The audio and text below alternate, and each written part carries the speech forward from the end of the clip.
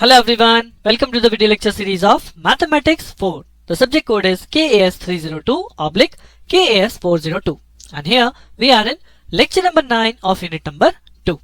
So in the previous lecture हम लोगों ने स्टार्ट किया था टू डायमेंशनल हीट इक्वेशन, जहां पे स्पेशली हम लोगों ने बात की है लाप्लास इक्वेशन की.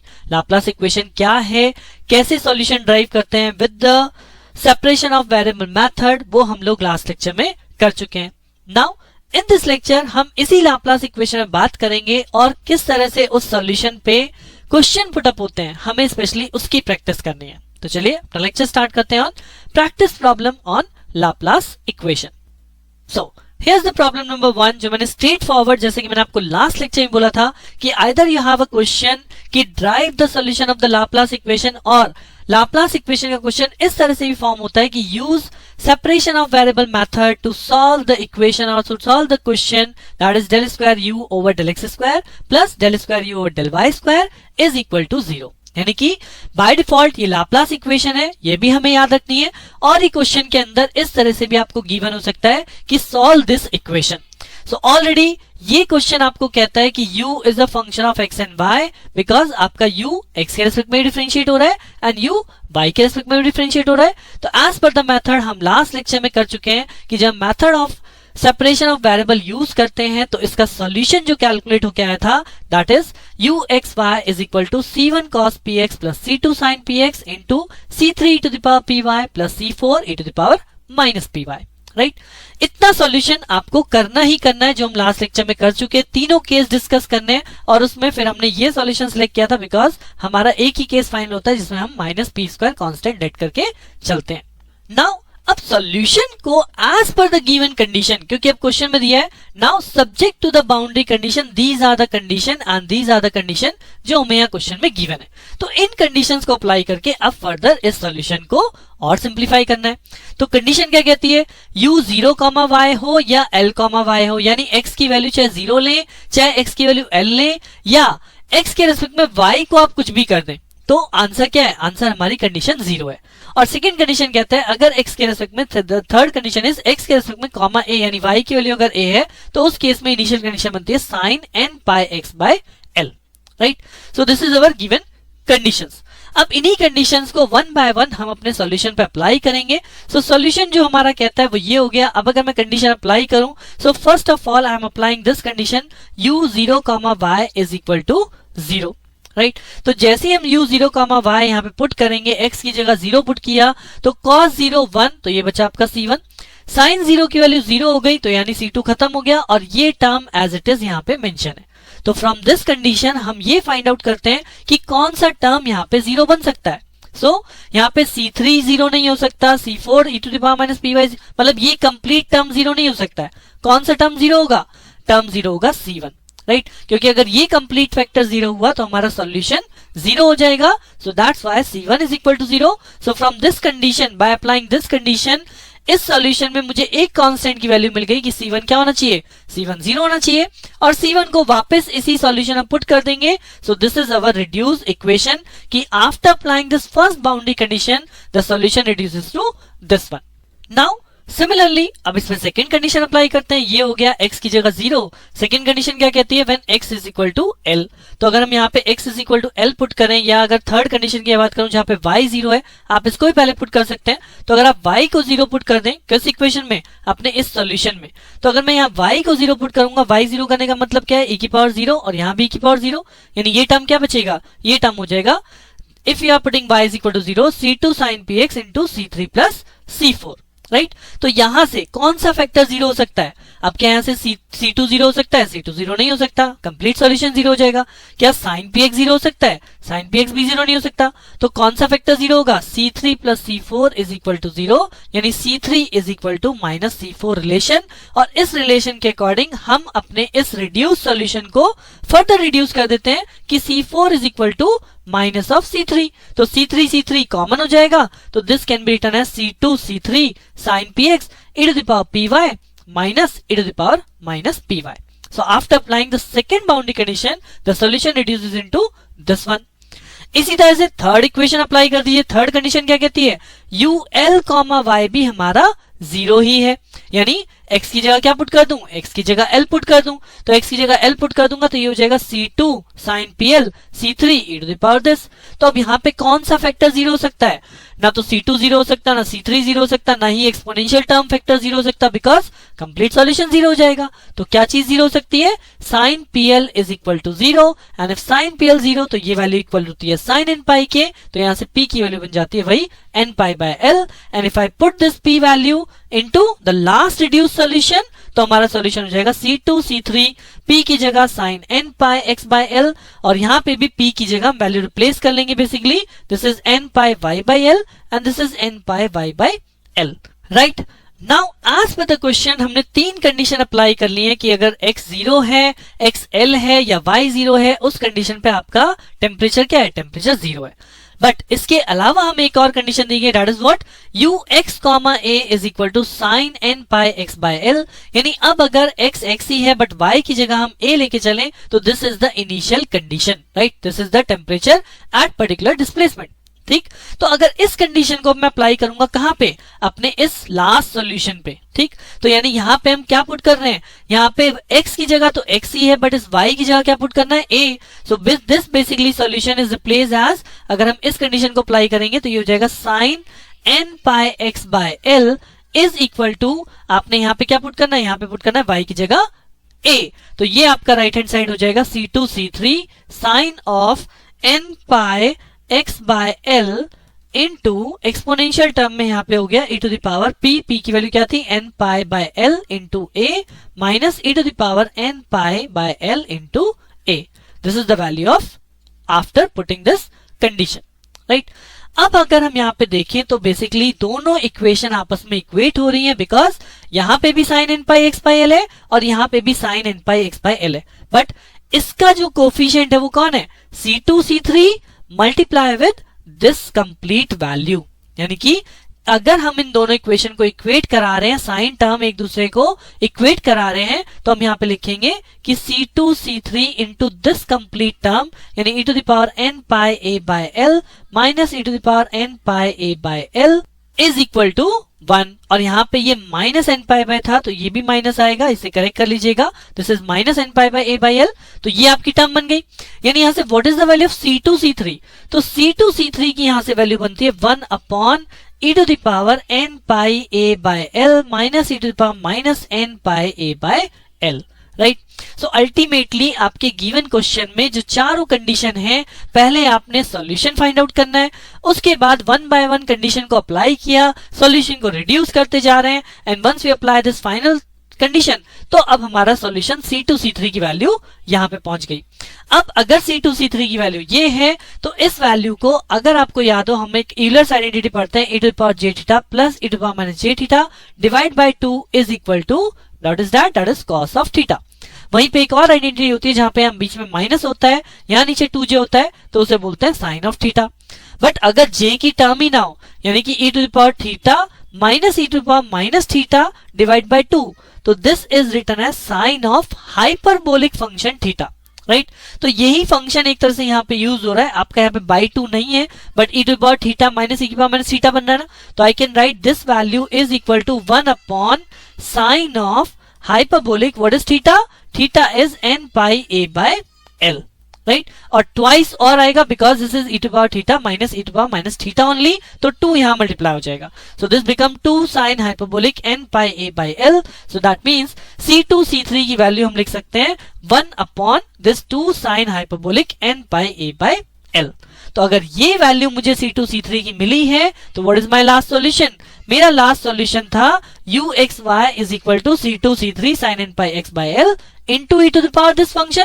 तो यहाँ पे इस C2 C3 की वैल्यू अगर मैं ये फंक्शन रिप्लेस कर दूंगा, और यहाँ पे भी बन रहा है, देखिए टर्म क्या, e to the power theta minus e to the power minus theta, तो इसको भी हम हाइपरबोलिक फंक्शन बदल सकते हैं, क्या, sine hyperbolic py into 2, right. तो दोनों को हमने साइन हाइपरबोलिक में बदल दिया, तो इसका जो हाइपरबोलिक फंक्शन है this is written over here 2 sine hyperbolic n pi y by l, because p क्या है, p is equal to n pi by l, right. तो ये हो गया n pi y by l, और सिमिलरली C2 बाय C3 क्या हो गया, this is 1 upon 2 sine hyperbolic n pi a by l, और sine n pi x by l वो अपनी जगह पे एज इट इज है, right. So question by step as it is perform होते हैं। केवल पहले आपने सेपरेशन ऑफ मेथड वेरिएबल का यूज करके आपने एक तरह से सॉल्यूशन कैलकुलेट किया, then according to the condition जो गिवन है हमें क्वेश्चन के अंदर, वो एक एक करके अप्लाई करते जाते हैं, find out the constant value and find out the final solution. Right, एक और क्वेश्चन देखते हैं सो दैट हमारी अंडरस्टैंडिंग और अच्छी बन जाए। सो this is the question on your screen. Question देखने में बहुत बड़ा सा दिखेगा बट ऑलरेडी ये क्वेश्चन आ चुका है। सो क्वेश्चन को देख के घबराने की जरूरत नहीं है, बहुत इजी और उसी टाइप से सॉल्यूशन होना है। Right, so one by one पढ़ना स्टार्ट करते हैं, आपको अपने आप में क्लियर होना शुरू हो जाएगा। राइट, सो यहाँ लिखा है a rectangular plate with insulated surfaces it 8 centimetre wide and so long compared to its width that it may be considered infinite in length. A rectangular plate insulated surfaces is 8 centimetre wide, यानी एक rectangular plate है जो कि 8 centimetre wide है and this is insulated. तो ये आपका जो डिस्टेंस है वो आपका 8 सेंटीमीटर हो गया। तो अगर मैं इसे x बोल रहा हूं, this is suppose x direction, तो यहाँ पे x is equal to 0 and यहाँ पे x is equal to 8। Right, और दूसरा उसकी जो विड्थ के अकॉर्डिंग जो लेंथ है, इसकी जो रेक्टेंगुलर प्लेट की लेंथ है, दिस इज सो लॉन्ग कि ये जो लेंथ है ये अपने आप में इनफाइनाइट तक जा रही है। राइट, अब वो कहता है if the temperature along one short edge y is equal to 0 is given by ux, 0 is equal to this, यानी this is one of the condition ux, 0। जब y 0 होता है तो this is my some initial condition. While the two edges x is equal to 0 and x is equal to 8 as well as the other short edge are kept at 0 degree Celsius, यानी x is equal to 0 वाली ये जो edge है, right, और x is equal to 8 वाली ये जो edge है, ये दोनों एज और इसके साथ साथ ये वाली भी जो आपकी एज है, टॉप एज, वो सारा का सारा एक तरह से 0 डिग्री सेल्सियस पे रखा हुआ है। तो यहाँ पे हमारी बाउंड्री कंडीशन क्या बनेगी एज पर दिस कंडीशन, कि यहाँ पे x जो है वो 0 है, y कुछ भी होता रहे, राइट, और यहाँ x 8 है, y कुछ भी होता रहे, उन दोनों ही कंडीशन में आपका टेम्परेचर क्या है 0, तो यहाँ पे टेम्परेचर हो गया आपका 0। एक कंडीशन क्या बनी जो हमने ऊपर लिखी थी कि यहाँ पे ux, y, राइट, लेकिन y जब क्या हो जाए, limit y tends to infinity, y जो है वो इनफाइनाइट है, तो इस एज पे भी हमारा क्या चल रहा है, इस एज पे भी हमारा टेम्परेचर 0 है। एंड द फोर्थ कंडीशन ये हमें यहाँ पे गिवन है ux, 0 is equal to 100 sin pi x by 8। अब show that the steady state temperature at any point of the plate is given by this one। तो यहां से केवल और केवल इतने इस रिटर्न स्टेटमेंट से मुझे ये पता चल जाएगा कि here temperature is a function of x and y। So temperature is a function of x and y, that means ये क्वेश्चन मेरा लाप्लास इक्वेशन बेस्ड है, बिकॉज यहाँ पे टेम्परेचर 2 वेरिएबल का फंक्शन है और लाप्लास इक्वेशन ही हमने पढ़ी है जो कि एक तरह से 2 डायमेंशनल हीट फ्लो को रिप्रेजेंट करता है। तो जैसे ही आपको इस क्वेश्चन में दिखा कि this is based on Laplace, first of all recognition जरूरी है कि क्वेश्चन स्ट्रिंग स्ट्रेचमेंट पे है, क्या वेव इक्वेशन से सॉल्व होगा, या क्वेश्चन हीट फ्लो है जो कि केवल सिंगल वेरिएबल पे डिपेंड कर रहा है, या फिर क्वेश्चन टेम्परेचर की कैलकुलेशन 2 वेरिएबल पे डिपेंड कर रही है। तो यहाँ पे 2 वेरिएबल डिपेंडेंसी है, दैट मींस मुझे सबसे पहले लाप्लास इक्वेशन लिखनी है एंड देन लाप्लास इक्वेशन का सॉल्यूशन कैलकुलेट करके शो कर देना है, right. And this is the एक तरह से बिल्कुल आपको हर क्वेश्चन में जो हम बोल रहे हैं ना कि 3 से 4 तरह के क्वेश्चन हो गए जहां पे आपको एक ही मेथड यूटिलाइज करना है, method of separation of variable, उसका यूज करके हम इस सॉल्यूशन तक पहुंच जाएंगे। इसके बाद अब अपनी कंडीशन अप्लाई करना शुरू कर दीजिए। कंडीशंस क्या है कि u 0, y और या 8, y दोनों में क्या है 0 है, यानी टेम्परेचर x की वैल्यू 0 हो या 8 हो, दोनों पे ही 0 है। तो अगर मैं यहाँ x को 0 पुट कर दूं, x को 0 पुट करने का मतलब c1 बचेगा, c2 तो यहाँ 0 हो जाएगा क्योंकि sin 0 0, तो c1 इंटू दिस वैल्यू बच जाएगी। तो अल्टीमेटली वैल्यू किसकी सॉल्व हो जाएगी, अगर आपने x को 0 पुट कर दिया, c1 इंटू दिस वैल्यू बच गई, तो यहां से हम बोलेंगे कि c1 इज इक्वल टू 0, क्योंकि ये एक्सपोनेंशियल वाली टर्म तो 0 हो ही नहीं सकती, अदरवाइज कंप्लीट सॉल्यूशन 0 हो जाएगा। So for this boundary condition c1 0 आ गया, और c1 0 अगर हम इस सॉल्यूशन पुट कर दें तो यहाँ पे सॉल्यूशन बचेगा c2 sin px into this exponential factor, right. Similarly apply the second condition 8, y, यानी x की जगह क्या पुट करूं 8, तो ये हो गया c2 sin 8p into this exponential term. तो अब यहां से भी क्या 0 होगा, एक्सपोनेंशियल टर्म 0 नहीं हो सकती, c2 0 नहीं हो सकता, तो sin 8p 0 हो जाएगा, और sin 8p 0 होने का मतलब this is equal to sin n pi। So what is the value of p, p is equal to n pi by 8। General solution हमने पढ़ा था p is equal to n pi by l होता है, यहाँ पे l क्या है, यहाँ पे l हमारा 8 है। तो अगर इस वैल्यू को वापस सॉल्यूशन में पुट कर दें तो this become C2 sin n pi x by 8 into C3 e to the power n pi by 8 plus C4 e to the power minus n pi by 8, right? तो हमने दोनों boundary condition apply कर दी, but we have also the third condition. What is that? Limit y tends to infinity u x, y is also 0. यानी कि अब अगर हम इस कंडीशन को पुट करें तो कैसे करें? किस सॉल्यूशन में? इस लास्ट सॉल्यूशन में. तो अब इस लास्ट सॉल्यूशन में आप देखेंगे if you are putting y tends to infinity, right? So y tends to infinity का मतलब ये बनेगा e की पावर माइनस इंफिनिटी. तो e की पावर माइनस इंफिनिटी तो 0 होता है, कोई प्रॉब्लम नहीं है. बट यहां पे ये हो जाएगा e की पावर प्लस इंफिनिटी, जिस वजह से कंप्लीट सॉल्यूशन क्या हो जाएगा? इनफाइनाइट. तो मैं इसे कैसे रोकूं कि कंप्लीट सॉल्यूशन इनफाइनाइट ना हो? भाई C2 पे कोई चेंज नहीं होना, sin n pi x by 8 पे कोई चेंज नहीं होना, लेकिन जब हम y टेंड्स टू इंफिनिटी रख रहे हैं तो जैसे ही इस फैक्टर को इनफाइनाइट रखेंगे ये कंप्लीट सॉल्यूशन को इनफाइनाइट कर देगा. बट ये तो कहता है कि इसकी वैल्यू 0 होनी चाहिए. तो ये कब पॉसिबल है? When this C3 coefficient is 0. अगर ये C3 0 है, राइट? अगर C3 0 है तो आप यहाँ पे e to the power infinity भी कर लो, 0 मल्टीप्लाई बाय समथिंग 0 हो जाता है. So that means C3 must be 0. This is the solution after this boundary condition, right? और जैसे ही आपका C3 0 हुआ, अगर वापस इस इक्वेशन में C3 में 0 पुट करेंगे, because this is the last solution, इसमें आप वापस C3 में 0 पुट करेंगे तो सॉल्यूशन क्या बचेगा? C2 into C4 sin term multiplied by this exponential term, right? So this is uxy is equal to C2 C4 sin n pi x by 8 into e to the power minus n pi by 8. और इसे भी हम पढ़ चुके हैं कि इन दोनों constant को हम एक जनरलाइज सॉल्यूशन में कन्वर्ट कर सकते हैं. That can be written as bn summation n is equal to 1 to infinity लगा देंगे और इसकी जगह बाकी सब कुछ एज इट इज है. So this is the solution after applying the boundary conditions. अब एज पर द क्वेश्चन एक और कंडीशन हमारे पास थी, वो क्या थी? x, 0. जी हाँ, इस क्वेश्चन के अंदर एक और कंडीशन है, दैट इज x, 0 कंडीशन. अब इस कंडीशन को अगर मैं यहाँ पे अप्लाई करता हूँ किसमें? अपने इस लास्ट सॉल्यूशन में. तो अगर मैं यहाँ x, 0 पुट कर दूं equal to summation n is equal to 1 to infinity bn sin of n pi x by 8, क्योंकि ये वैल्यू क्या हो गई? This is 1. और as per the equation, as per the given question, as per the boundary condition, it says ux, 0 is equal to 100 sin pi x by 8.